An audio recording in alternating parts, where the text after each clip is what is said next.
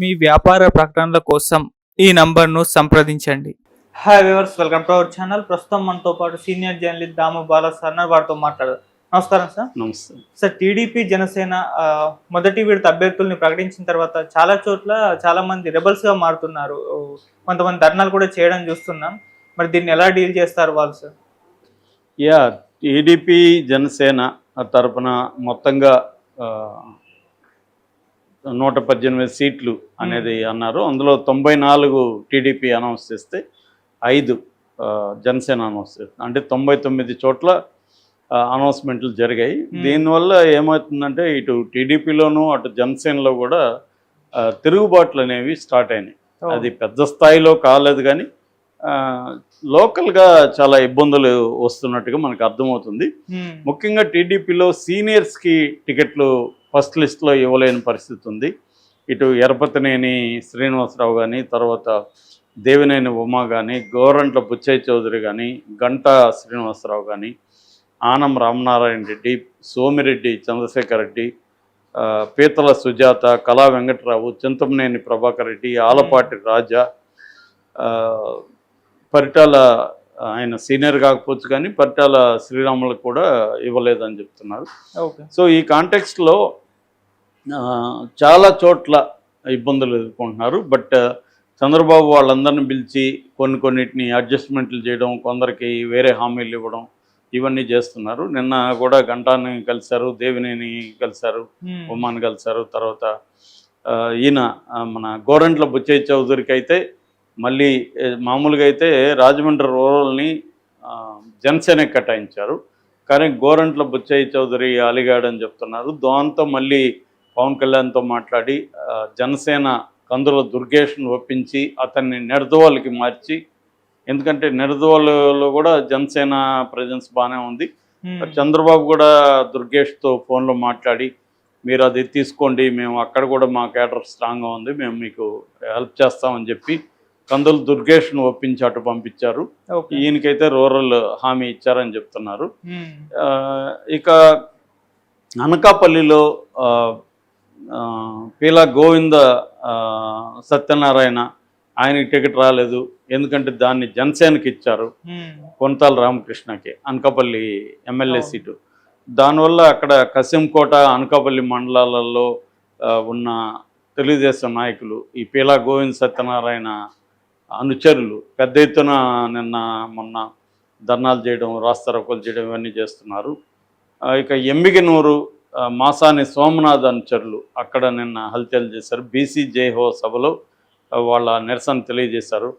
ఇక విజయవాడ వెస్ట్ మనకు తెలుసు, బుద్ధ వెంకన్నకి ఇవ్వాలనుకున్నారు, కానీ అది ఇంకా తేల్చలేదు. కానీ అది జనసేనకే వెళ్ళే అవకాశం ఉందని చెప్తున్నారు. అక్కడ బుద్ధ వెంకన్నకైతే ఇవ్వలేదు. జలీల్ ఖాను, ఇటు ఎంకే బ్యాగ్, నాగుల్ మీరా వీళ్ళందరూ కూడా వెస్ట్లో ఇచ్చేస్తున్నారు. ఇక మండలి బుద్ధప్రసాద్ అవనిగడ్డ నుంచి, అవనిగడ్డ తనకి ఇవ్వలేదని చెప్పి అతను అక్కడ గొడవ చేస్తున్నారు. ఇక తిరువూరు సేవల దేవదత్త, అక్కడ కొలికపూడికి ఇచ్చారు. తిరువూరు కొలికపూడి శ్రీనివాసరావు అమరావతి లీడరు, అక్కడ సేవల దేవదత్త నిరసన తెలియజేస్తున్నారు. పెడనకి ఏమో కాగిత కృష్ణప్రసాద్కి ఇచ్చారు. దాంతో అక్కడున్న బోరగడ్డ వేదవ్యాస్ ఆయన గొడవ చేస్తున్నారు.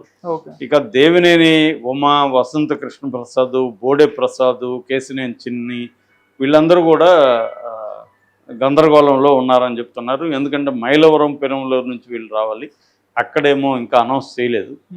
ఇక వంగవీటి రాధా ఆయన విజయవాడ సెంట్రల్ ఆశించారు, అది కూడా లేదని చెప్తున్నారు. కనీసం ఈస్ట్ అన్నా ఇస్తామంటే ఈస్ట్ కూడా ఇచ్చే పరిస్థితి లేదని చెప్తున్నారు. సో అక్కడ వాళ్ళ అనుచరులంతా కూడా చాలా నిరసన వ్యక్తం చేస్తున్నారు. ఇక గజపతి నగరం కొండపల్లి శ్రీనివాస్కి ఇచ్చారు. మాజీ ఎమ్మెల్యే కే నాయుడు అక్కడ వాళ్ళ అనుచరులు వాళ్ళు నిన్న పెద్ద ఎత్తున ర్యాలీనే తీశారు అక్కడ గజపతి నగరంలో.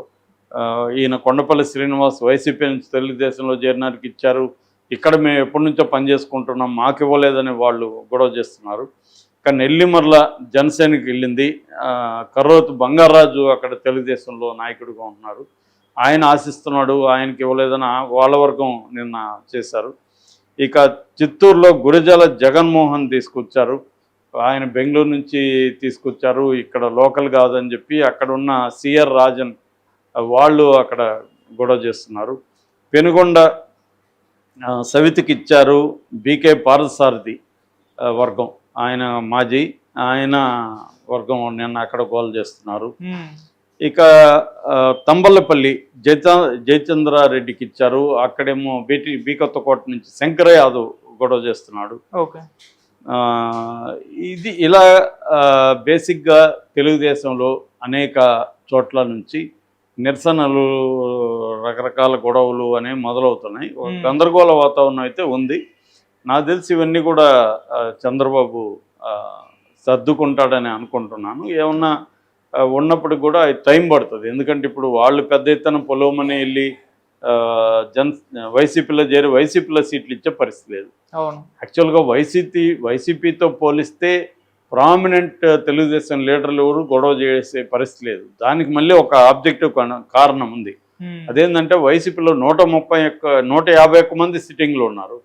ఇక్కడ 23 కదా గెలిచింది, అందులో 4 వెళ్ళిపోతే 19 మంది సిట్టింగ్లో ఉన్నారు. కాబట్టి తెలుగుదేశంలో ఆశావహులు ఎక్కువ ఉండే స్కోప్ లేదు.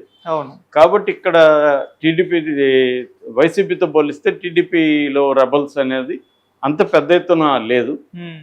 కాకపోతే మాజీలు ఇలాంటి వాళ్ళంతా పవర్ లేకుండా ఇన్ని రోజులు ఉన్నాం, ఇప్పుడన్నా వస్తుందేమని ఆశిస్తే ఇప్పుడు పోయిందనేది. సో ఇరువైపులు కూడా త్యాగాలు చేయాల్సిన పరిస్థితి అయితే ఏర్పడింది. జనసేనలో కూడా జగ్గంపేటలో జ్యోతుల నెహ్రూకి తెలుగుదేశానికి ఇచ్చారు. అక్కడ పాటంశెట్టి సూర్యచంద్ర, అతను వెరీ పాపులర్ అక్కడ.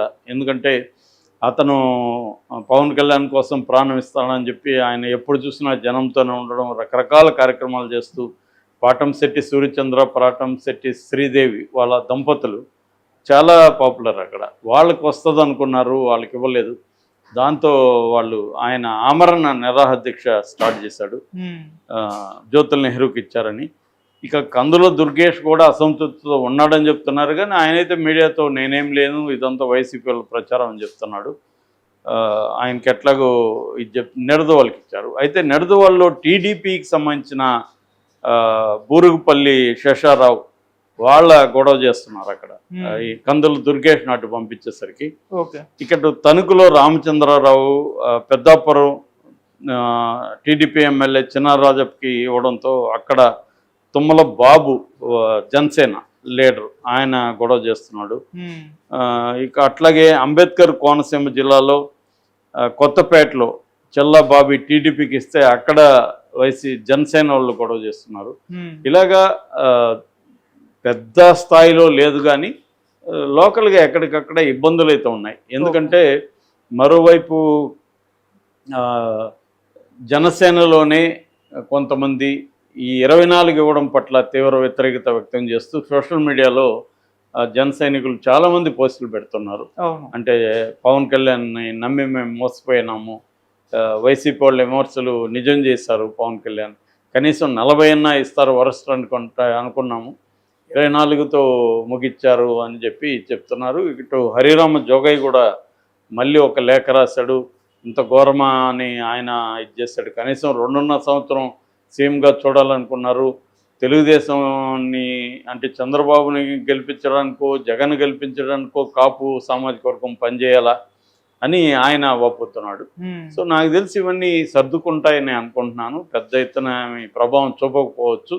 అయితే దీని ఎఫెక్ట్ ఓట్ షేర్ మీద ట్రాన్స్ఫర్ మీద పడే అవకాశం ఉంది. ఇప్పుడు వైసీపీ వాళ్ళు ఎందుకు వీళ్ళిద్దరి మీద విపరీతంగా మాట్లాడుతున్నారు, ముఖ్యంగా జనసేనని పవన్ కళ్యాణ్ టార్గెట్ ఎందుకు చేస్తున్నారంటే వైసీపీ వాళ్ళకి ఏదో జనసేన మీద ప్రేమ ఏం కాదు కదా, జనసేనకి తక్కువ ఇస్తే వైసీపీ వాళ్ళకి నొప్పేందుకు. ఇక్కడ విషయం ఏంటంటే వైసీపీ ఉండే ప్రాబ్లం ఏంటంటే జనసేన టీడీపీ కలిస్తే ఓటు ట్రాన్స్ఫర్ సజావుగా జరిగితే వైసీపీకి ఇబ్బంది. అందుకని కలవకూడదని చాలా ట్రై చేశారు. కలిసినాక ఓటు ట్రాన్స్ఫర్ జరగకూడదని చాలా రెచ్చగొట్టడం అన్నమాట. జన సైనికుల్ని, కాపు సామాజిక వర్గం నాయకుల్ని, యూత్ని రెచ్చగొట్టి మీరు జెండా మోసే కూలీలుగా మిగిలిపోతారని వాళ్ళని రెచ్చగొట్టడం ద్వారా ఆ ఓటు ట్రాన్స్ఫర్ అనేది జరగనీయకుండా చూసుకోవడానికి వైసీపీ వ్యూహంతో పనిచేస్తుంది.